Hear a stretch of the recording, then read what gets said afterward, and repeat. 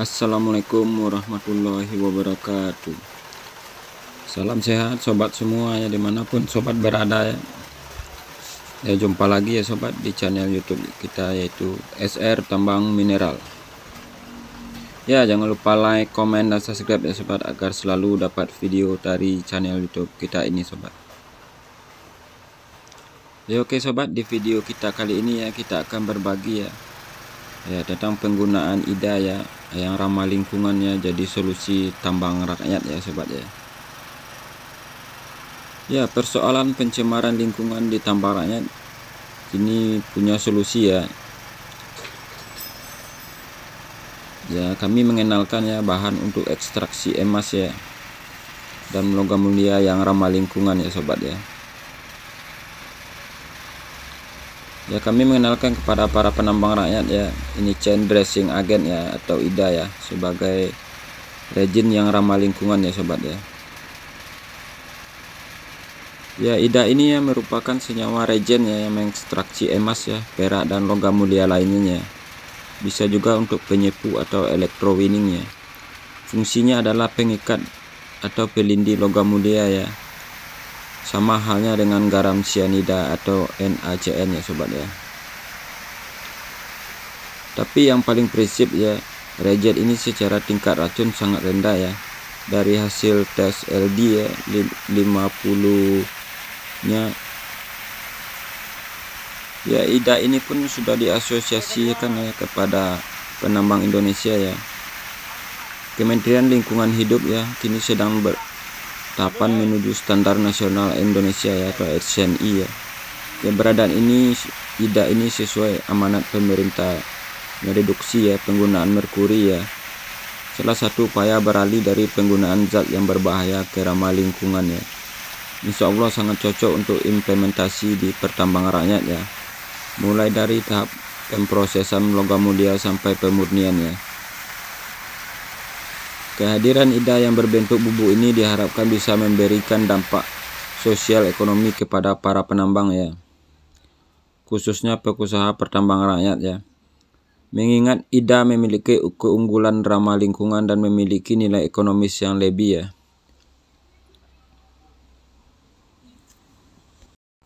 Ya, inilah contohnya ya sobat ya. IDA yang berbentuk serbuk ya. IDA adalah komponen bahan kimia yang bisa membentuk unsur karbon ya dan nitrogen ya. Unsur ini adalah yang akan membentuk kompleks emas ya. Mengingat pembentukan CnAOH ya masuk ke dalam kategori garam lema ya. Bereaksi dengan logam dan dibentuk menjadi alkali ya dengan derajat keasaman atau pH ya 10,5 atau sampai 11,5 ya. Tidak berbau atau tidak membentuk gas HCN ya pada saat pH turun di bawah 10% ya sobat ya. Proses ekstraksi emas yang semula 48 jam menggunakan cyanida dengan IDA ini hanya membutuhkan waktu 36 jam ya sobat ya.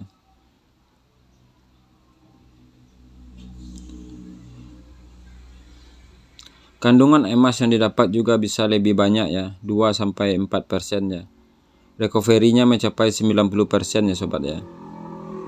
IDA sudah diujikan di pertambangan rakyat ya, di Jawa Barat, Lombok, NTB, Sumbawa, Padang, Kalimantan Barat, dan Kalimantan Tengah ya. Palu hingga Gorontalo ya sobat ya. Hasil masyarakat puas dan yakin produk ini bisa digunakan pengganti cyanida ya sobat ya.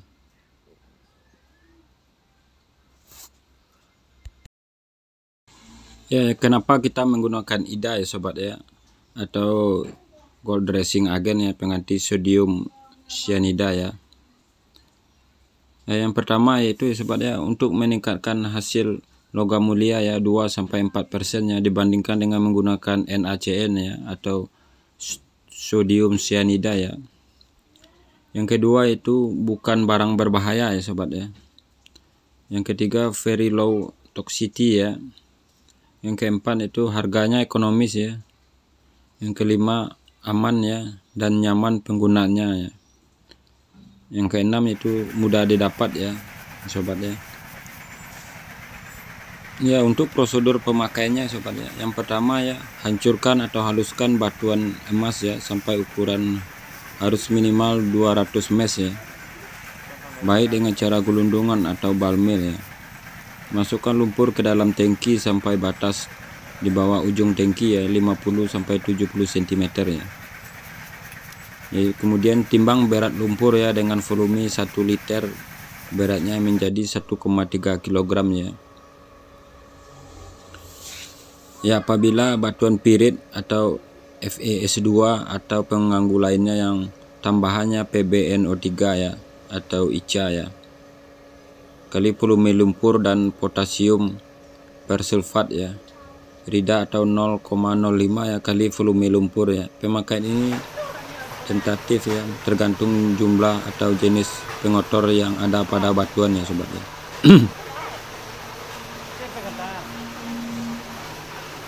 Ya, untuk ukuran pH standar ya, awal sebelum pemakaian kapur ya, CaCO3 ya atau NaOH ya, kaustik ya. Kemudian memasukkan kapur CaCO3 atau NaOH ya, kaustik sesuai kebutuhan dan ukuran pH sampai mencapai 11 atau 12 paling tinggi ya sobat ya.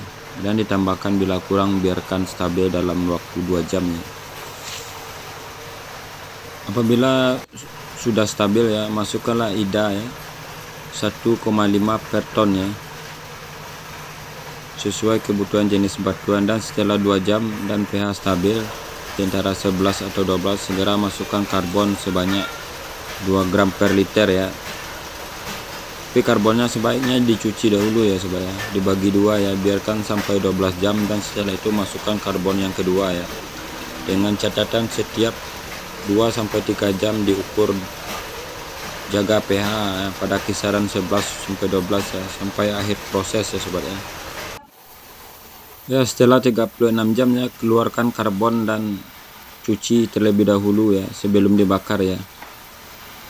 Bakar karbon kira-kira 10 jam atau lebih ya, tergantung isi logam yang terkandung dalam batuan ya, sampai menjadi abu ya, debu dan logam campur ya. Haluskan dengan bakar dengan kowi dengan mencampurkan borak ya, soda ya atau Na2CO3 ya, dan silikat SiO2 ya.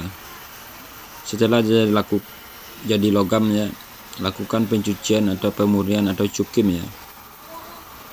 Lakukan pemurnian atau cukim seperti langkah ya, yang biasa ya sobat ya.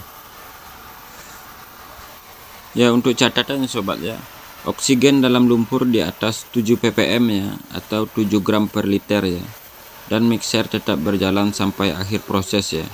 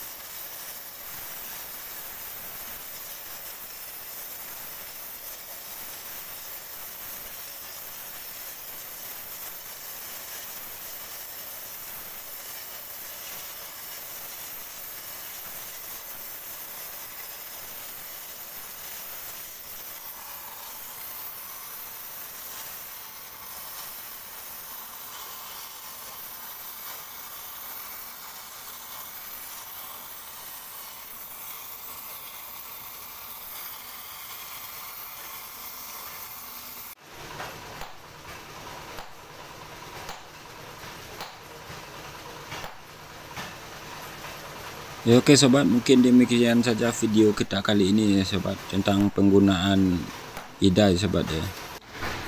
Ya terima kasih bagi sobat yang telah berkunjung ke channel YouTube kita ya. Assalamualaikum warahmatullahi wabarakatuh.